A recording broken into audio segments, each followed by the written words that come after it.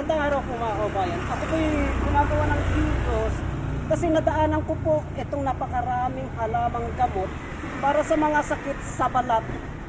Yung tantandok, yung pinalabas ko na noon po sa aking YouTube channel at sa aking Facebook page. Napakaraming ito mga kabayan. Ito, ang dami oh.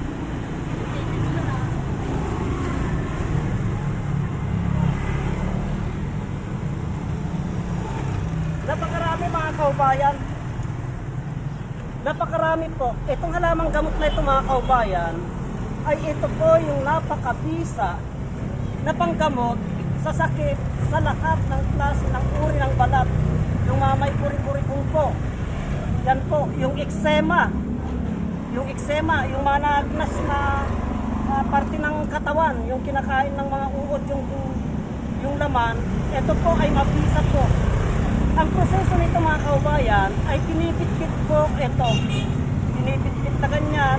Pag napit-pit na po yan, saka po itatapal sa parte ng may mga karamdaman na balat.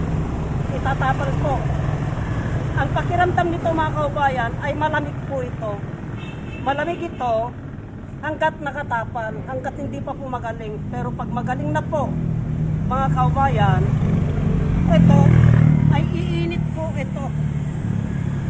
Iinit po ito mga kaubayan. Pagpatay na po yung virus. Pag wala na pong virus, ang pakiramdam po nito ay mainit po. Parang tubig po kainit ito.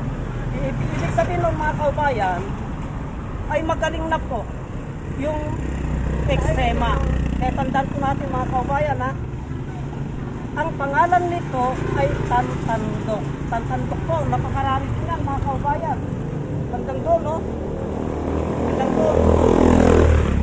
Kaya yung mga may karamdaman nating mga kaubayan tungkol sa sakit sa balat, ay ito lamang po, ganito lamang po yan, no? Tantandok. Ang proseso po nito ay pinipit po yan, saka itinatapal sa bahagi ng katawan na may diferensya.